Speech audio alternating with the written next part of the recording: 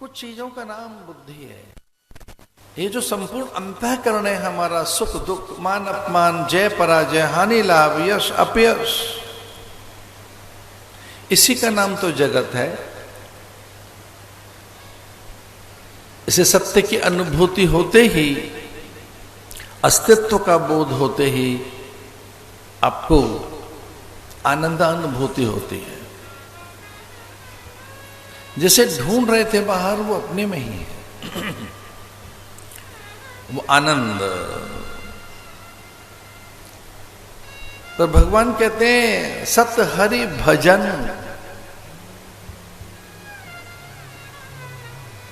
भज सेवायाम।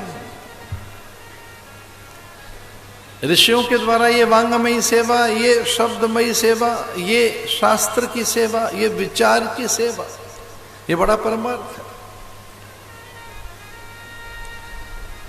ये सेवा ही है। भक्ति की भाषा में कहें तो ये वांगमयी सेवा है। जैसे मानो वाल्मीकि सेवा कर रहे हैं, ये परमार्थ ही है, उनका परोपकार ही है।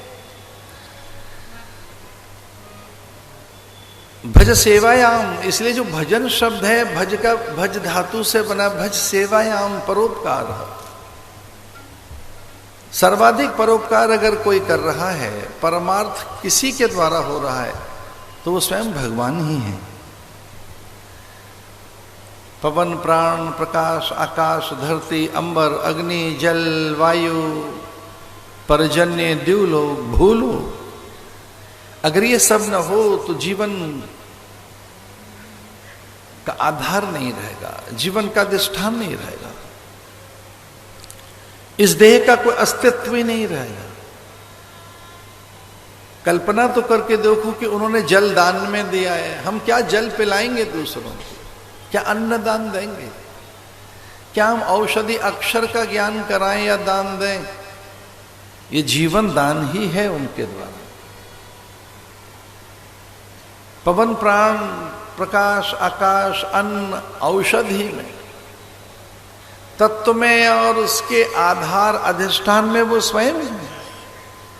इसलिए ये उनका परमार्थ, ये उनका परोपकार, और ये हमारी संस्कृति का वैशिष्ट है।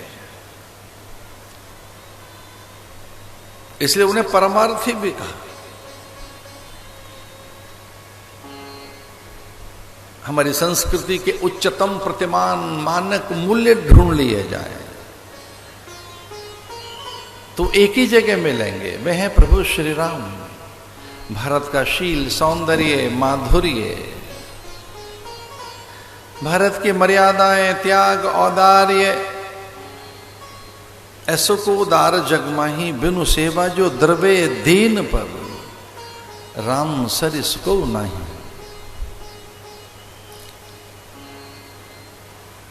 राम सत्य है, सनातन है, वह मंत्र है, पेयम पेयम श्रवण पुटके रामा नामाभिरामम। महापुरुष तो ऐसा कहते हैं, ये राम कथा सुनी न जाए पी जाए। कहानियां सुनी जाती हैं, किस्से सुने जाते हैं, संसार की बातें सुनी जाती हैं, कथा नहीं सुनी जाती। कथा का तो पान होता है। इसलिए प्राय सुधीजन कहते हैं कथा रसपान करने जा रहे हैं। हमारे समय का अर्थ है जब मैंने सन्यास लिया बाल्यकाल में, तब ये भाषा थी उस समय, कथा रसपान करने जा रहे हैं। कथा श्रवण करने नहीं जा रहे, कथा सुनने नहीं जा रहे, कथा का रसपान होगा।